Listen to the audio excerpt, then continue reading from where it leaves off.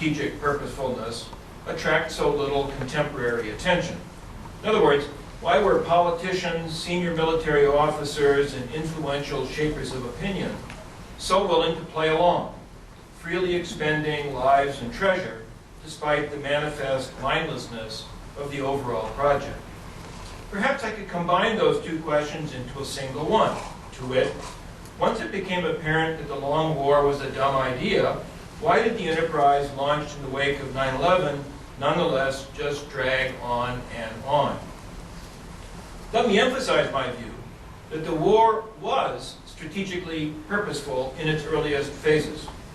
After 9/11, the George W. Bush administration did devise a coherent strategy, and one that was in large measure consistent with the American strategic tradition.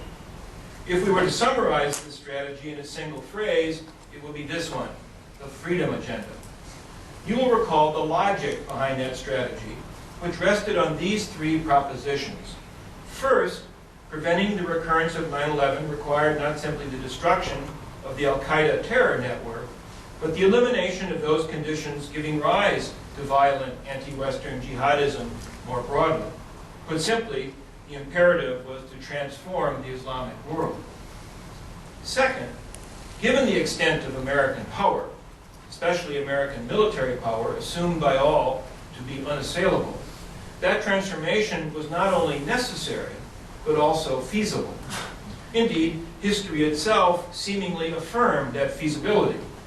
For the architects of U.S. strategy after 9/11, the year 1945 served as a critically important reference point. A nation that had transformed Nazi Germany and Imperial Japan could surely transform the far punier entities comprising the greater Middle East, so at least decision makers persuaded themselves. Third, in pursuing its own security interests, the United States would simultaneously serve a higher good. Transforming the greater Middle East necessarily implied imparting to its 1.4 billion inhabitants the blessings of democracy, human rights, and modernity, all summed up in the word liberty. Now, some of you no doubt consider all the freedom talk that garnished the articulation of U.S. policy after 9/11 to have been fraudulent or cynical, an interpretation supported by George W. Bush's astonishing overnight conversion into a passionate Wilsonian who, in his articulation of America's purpose and ambitions, outdid Woodrow Wilson himself. I disagree. I view Bush's conversion as utterly authentic. President Bush really and truly believed what it had become expedient for him to believe. Please note, as with prior versions of the Freedom Agenda, the Bush administration's commitment to liberating oppressed Muslims was by no means selfless.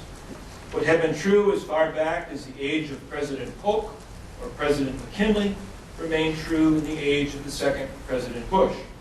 Liberation was not inconsistent with empire. Indeed, liberation facilitated and legitimated the peculiarly American version of empire. Although few dared say so out loud, the truth was this: liberation went hand in hand with informal dominion. Bush and his lieutenants let it be known that successful implementation of the Freedom Agenda would spell the doom of corrupt and unenlightened autocrats. Yet the Freedom Agenda would also create the conditions for the exercise of unquestioned American hegemony. After all, the events of 1945, the year of Europe's liberation from the horrors of Nazi tyranny, but also the year of Hiroshima, had installed the United States in the driver's seat in both East Asia and in Western Europe. In formulating its response to 9/11, the Bush administration sought to repeat this trick. In pursuit of these ambitious objectives, nothing would stay America's hand.